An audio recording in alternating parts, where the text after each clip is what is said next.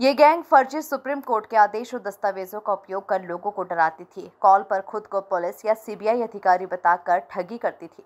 इस मामले में क्राइम ब्रांच पुलिस ने 2 आरोपियों को गुजरात से गिरफ्तार किया और अन्य आरोपियों की तलाश जारी है। मामले में पीड़ित ने बताया था कि आरोपियों ने उन्हें फोन कर कहा कि मेरे नाम पर केस दर्ज है और पुलिस मुझे गिरफ्तार करने आएगी। डर के मारे मैंने उनकी बात मान ली और बात मानकर 40 लाख से अधिक रकम उनके बताए खाते में जमा कर दी।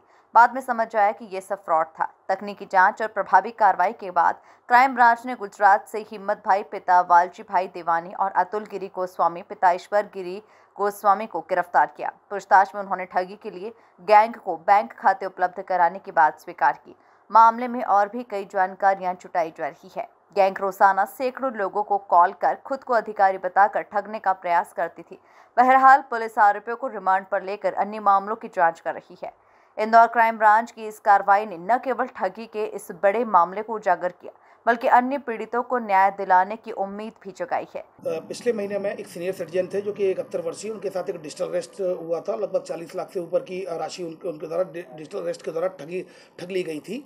इसमें फरियादी के द्वारा बताया गया कि उसके पास व्हाट्सएप पर कॉल आया। कॉल आने के बाद उनको ये बताया गया कि आपका जो कैनरा बैंक का अकाउंट है उसमें 2 करोड़ 60 लाख के करीब अमाउंट उसमें ट्रांसफर हुआ है। उसमें आपको 15% कमीशन मिला है और सीबीआई के अधिकारी बनकर, ईडी के अधिकारी बनकर और सुप्रीम कोर्ट के नोटिस भेजकर इनको वारंट भी दिखाया कि आपके नाम वारंट है, आपके अकाउंट में मनी लॉन्ड्रिंग का पैसा आया है।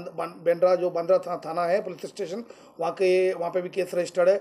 तो इससे फिर इनको व्हाट्सएप पर इनको वीडियो कॉल पर लिया गया और वीडियो कॉल पर पुलिस अधिकारी बन के वर्दी पहनकर पुलिस की, और उनको फिर डिजिटल अरेस्ट के नाम पर कि आपके खाते में इलीगल मनी ट्रांजैक्शन हुआ है, इनकी हम वेरीफाई करेंगे और आपको एक अकाउंट नंबर दे रहे हैं, उसमें आप अकाउंट में पैसा ट्रांसफर करिए। अगर आपकी मनी इलीगल होगी तो उसको जब्त कर लिया जाएगा और लीगल होगी तो आपको वापस कर दिया जाएगा। इस तरह से फरियादी के साथ लगभग 40 लाख कुछ हज़ार रुपये की उसके साथ धोखाधड़ी की गई थी।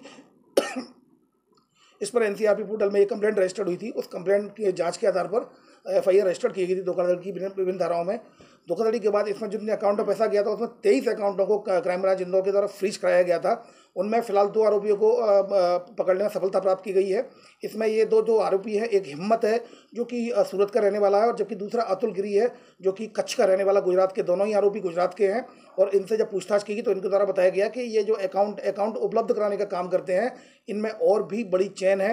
ये ऑर्गेनाइज क्राइम है। इसमें लगभग गैंग में 15 से 20 लोग शामिल हो सकते हैं जो न केवल गुजरात के बल्कि अन्य राज्यों में भी संबंधित हैं। इनको जितनी जानकारी उतनी जानकारी के हिसाब से केवल अकाउंट सप्लाई करते हैं और उसके बाद बस में उन अकाउंट्स को रख देते हैं और बस से फिर वो जो व्यक्ति जो और आगे की चेन है वो उसको उठवा लेता है और उसी में उसका सिम होती है, जो सिम नंबर जो दिया जाता है जिससे कि वो ओटीपी उनके पास आता है, उनसे विड्रॉ कर लेते हैं। जिस अकाउंट में पैसा फरियादी का 31 लाख गया था उसी में 2 दिन के अंदर 1 करोड़ से अधिक की राशि गई थी। इससे स्पष्ट है कि इस जो इंदौर के फरियादी के साथ जिस दिन धोखाधड़ी हुई है डिजिटल अरेस्ट, वो कहीं ना कहीं उन 2 दिनों में कहीं और भी डिजिटल अरेस्ट की घटना इनके द्वारा की गई होगी, जिससे कि क्योंकि 1 करोड़ से ऊपर की राशि उसमें आई। फिलहाल इसमें 23 बैंक अकाउंटों को फ्रीज करा दिया गया है। 2 आरोपी हिम्मत और अतुल को अरेस्ट कर लिया गया है।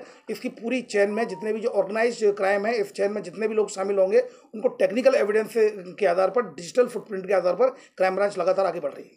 दोनों आरोपी जो है वो बैंक से जुड़े हुए हैं। ये बेसिकली ऐसे इनोसेंट मासूम भोले वाले लोगों को पकड़ते हैं और उनसे बोलते हैं कि हम आपको कमीशन देंगे, कुछ 1 नंबर का पैसा आने वाला है। जैसे इसी केस में ये बताया गया था 1 नंबर का पैसा आने वाला है, 1 करोड़ रुपए आएगा तो आपको 1% मिलेगा और उसको 1 लाख रुपए की राशि दी भी गई थी।